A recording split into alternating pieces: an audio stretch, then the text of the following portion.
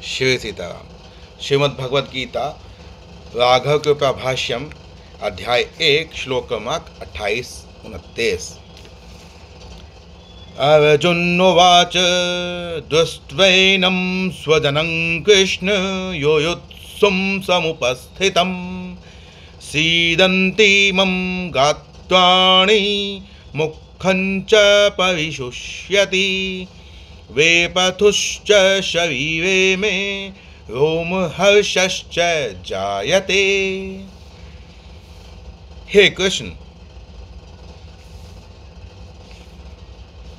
मैं अपने बंधु बांधवों को यहाँ पर अपने सामने खड़े हुए देख रहा हूँ और इस युद्ध के भयंकर परिणाम को भी देख रहा हूँ और उस भयंकर परिणाम से जो मेरे हृदय की अवस्था हो रही है वह मैं आपको बतला रहा हूँ। अर्जुन विषाद से कातर स्वर में भगवान श्री कृष्ण से बोले, हे भक्तों के दुख नाशक तथा हे भावुकों के चित्त आकर्षक परिपूर्णतम परमात्मा श्री कृष्ण युद्ध करने की इच्छा से अपने सम्मुख उपस्थित इन आत्मियों के समूह को देखकर मेरे गात्र अर्थात सभी अंग फट रहे हैं तथा मेरा मुख पूर्ण रूप से सूख रहा है और मेरे शरीर में कंपन एवं रोमांच हो रहा है।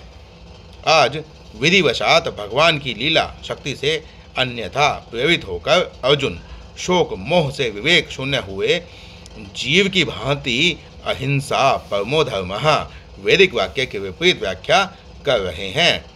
आज उनके मन में भयंकर से भयंकर अत्याचार करने वाले को न मानना ही परम धर्म है।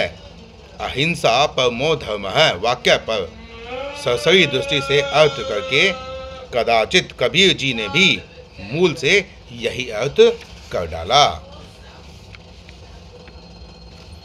जो तो को काटा बुए ताही बोए तू फूल, तो को फूल का फूल है वाको है त्रिशूल। जबकि पूर्वोक्त वाक्य का ऐसा अर्थ है ही नहीं, क्योंकि अहिंसा को परम धर्म मान लेने से ही भारत का प्राचीन शौर्य एवं तेज का गौरव समाप्त हुआ तथा शंख चलाना छोड़कर भारत का हिंद समाज नपुंसक हो गया और अहिंसा परमो धर्मः की असंगत व्याख्या का अनुचित लाभ लेकर विदेशी क्रूर शासक भारत पर आक्रमण करते रहे और भारतीय अहिंसा परमो धर्मः की दुहाई दे देकर पिटते रहे। यह कटु सत्य है कि एक ओर जहाँ भगवान बुद्ध ने करुणा, दया, सहिष्णुता आदि सद्गुणों को जागृत करके देश को सकारात्मक प्रेम गंगा में स्नान कराया, ठीक वहीं दूसरी ओर अहिंसा परमो धर्मः की गलत व्याख्या करके भारतीय समाज को एक नकारात्मक पक्ष देकर उसे नपुंसक बनाने की में भी सशक्त भूमिका निभाई।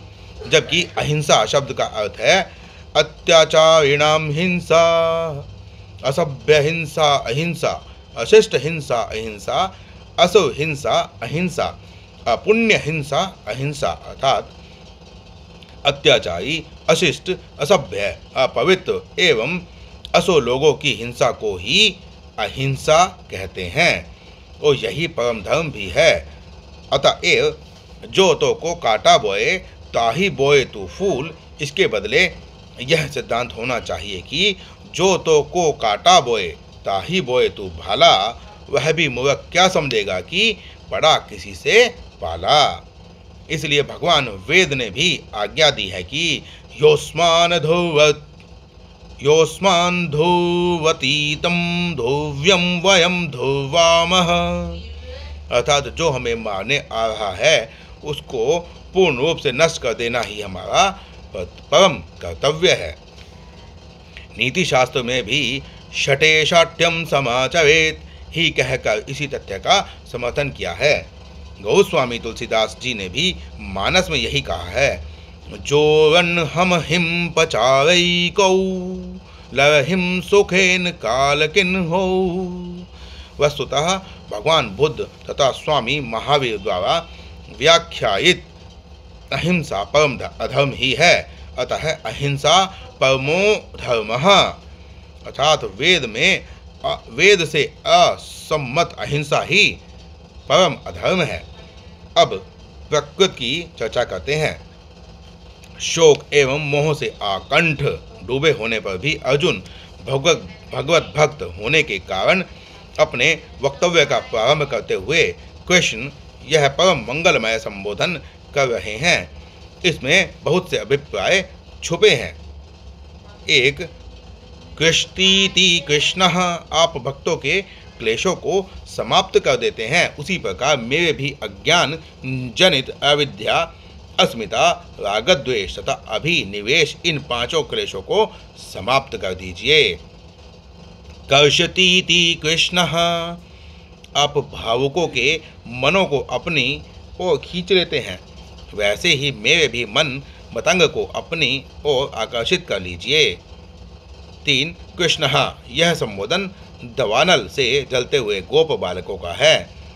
दवाग्नि से जलते हुए गोपाल बालकों ने करुण स्वर में कहा है, हे कृष्ण, निश्चय ही आपके भक्त कभी भी कष्ट पाने के योग्य नहीं हुआ करते।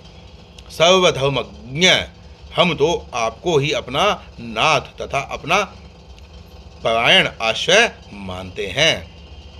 वही संबोधन देकर यहाँ अर्जुन यह कहना चाह रहे हैं कि कृष्ण, जैसे कृष्ण नाम संकीर्तन करने वाले ग्वाल बालकों को आपने दावाग्नि से बचाया था। श्रीमद् भागवत में 10:29-10। उसी प्रकार कृष्ण नाम संकीर्तन कर रहे मुझ अर्जुन को शोक दावाग्नि से बचाइए। भगवान श्री कृष्ण का अंतर प्रश्न होता है, मैं तो सारथी हूँ और तुम रथी। रथी सारथी को बचाता है, न कि सारथी रथी को। इस प्रश्न के समाधान में कहते हैं, कृष्ण है, आप सारथी होकर भी धर्मार्थी मर्यादा पुरुषोत्तम श्री राम हैं, क्योंकि महर्षि वाल्मीकि ने श्रीमद् रामायण में श्री राम को ही कृष्ण कहा है। यथा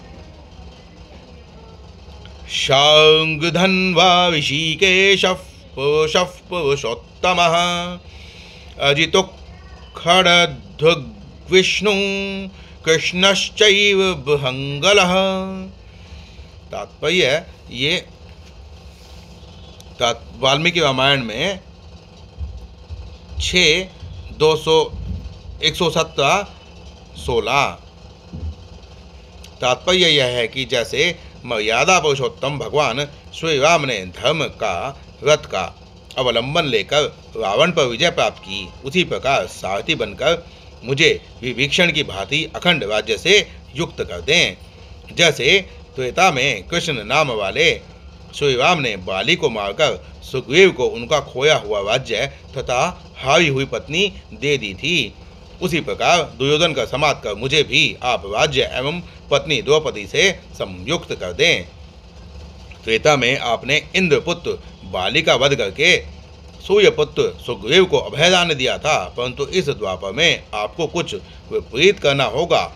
इस बार सूर्यपुत्र कर्ण को समाप्त कर मुझे इंद्रपुत्र को अभयदान देना होगा। भगवान का प्रश्न है कि श्री राम तो परब्रह्म परमात्मा है,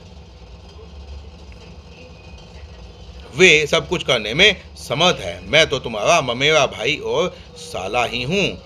इस पर कहते हैं, कृष्ण आप सांसारिक संबंधी होकर भी परब्रह्म परमात्मा भगवान श्री कृष्ण है, क्योंकि कृष्ण परमेश्वर का नाम है। पुनः प्रभु प्रश्न करते हैं कि तुम जिनसे अपनी रक्षा चाहते हो वे भीष्म कर्ण आदि तो देवताओं के अंश हैं, उनसे मैं तुम्हें कैसे बचा सकूंगा। इस पर कहते हैं, कृष्ण अर्थात श्रुति ने आपको परब्रह्म कहा है।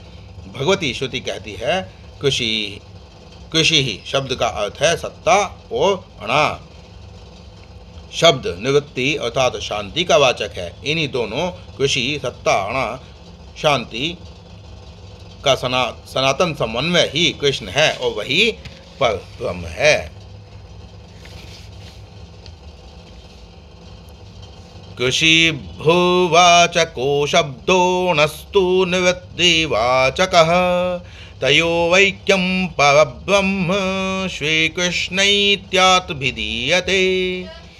यहाँ अर्जुन का अभिप्राय है कि हे कृष्ण, भू और शांत का समन्वय ही आपका श्री विग्रह है, अतएव आप मुझे प्रसाद रूप में निवृत्ति अर्थात परम शांति के साथ पृथ्वी को देंगे, न कि कौरवों को की भांति अशांति के साथ।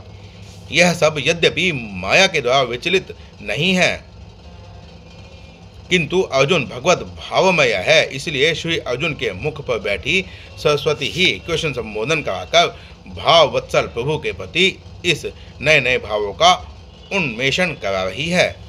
लीला में भी शोक तथा मोह से बुद्धि के मूढ़ हो जाने पर भी अर्जुन श्री वैष्णवों की मर्यादा रेखा से किंचित भी पतित नहीं हो रहे हैं। यह आश्चर्य है। यहाँ कृष्ण शब्द सकल हेय गुणों से रहित तथा कलिकाल के कलमशों नष्ट करने वाले दिव्य गुण गणों से युक्त सच्चिदानंद मानवावतार द्वारिकाधीश सरकार का बोधक है। इमम का अर्थ है अत्यंत निकट, वर्तमान अथवा इम संसारमति समाहरति इति इमः तम इमम अर्थात काम संकल्प से उत्पन्न इस संसार को जो अपने में समेट लेता है, ऐसे ममतामय अपने स्वजन अर्थात आत्मियों एवं जाति जनों के समूह को वो भी शांत नहीं, युद्ध के लिए इच्छुक वो भी विमुख नहीं, समुपस्थितम सम्मुख आधिक्येन स्थितम अर्थात मेरे अत्यंत सम्मुख उपस्थित अर्थात आमने सामने खड़े हुए इस कुटुंब को अपने नेत्रों का विषय बनाकर मेरे सभी अंग सीदंती अर्थात बिखर बिखर फट रहे हैं। सीदंती शब्द शदलो धातु से लट लकार प्रथम पुरुष बहुवचन में बनता है। शदलुई धातु के विश्रण अर्थात फटना आदि गति एवं अवसादन अर्थात कष्ट पाना अर्थ होता है। शदलुई विषरणगत्यवसादनेषु पाणिनीय अष्टाध्यायी वृत्ति 58।